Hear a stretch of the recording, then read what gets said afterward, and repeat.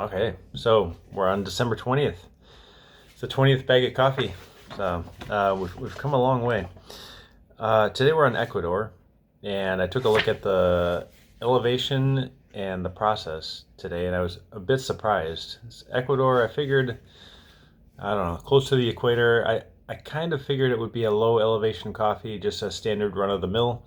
Super high elevation. It is 1,700 to 2,100 meters. Wow. And it's an anaerobic fermentation. That's what it says. So I was a bit surprised. It was a pretty light roast, and it was an extremely dense coffee bean. So when I was grinding this morning, hand grinding, this is one of the benefits of a hand grinder is you really feel how dense the beans are, and that clues you into certain things. You know, it's going to be more difficult to pull some of the flavors out. You know, most likely you probably need to do a finer grind. Unfortunately, I am using the clever, and the clever is not really good at pulling out that kind of, you know, like extracting from that dense of a bean. Because there's no agitation going on. It's just, sitting in a bed and slowly extracting on its own, and then it just draws through.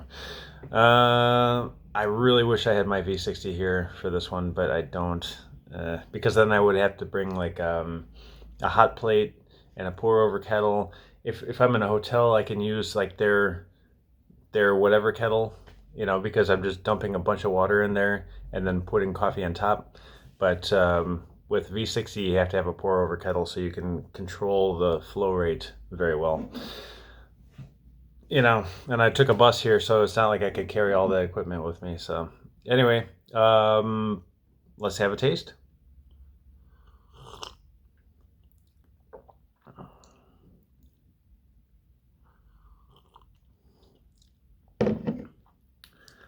It's weak. It's very weak, and that's my fault for not bringing the V60.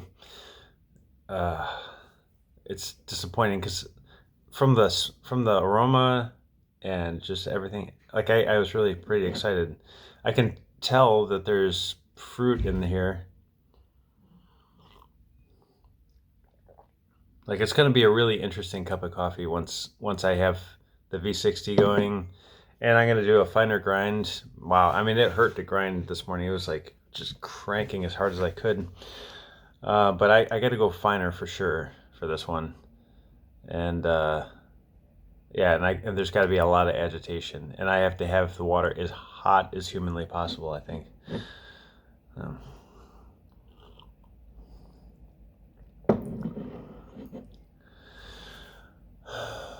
Yeah, I mean, there's fruit in there.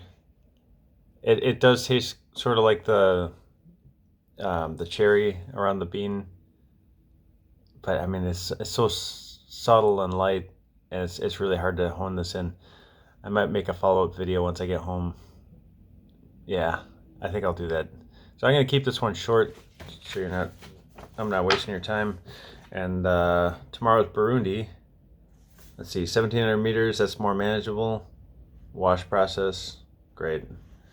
Let's see, for the rest of my trip here, what I got, like an 1,100 meter, even better. The lower the elevation, the less dense the bean generally, and the more conducive it is to use the clever. So, all right. So sorry about this one, but we'll do a follow-up video later. I'm pretty excited about this because the smell was wonderful. All right, cheers.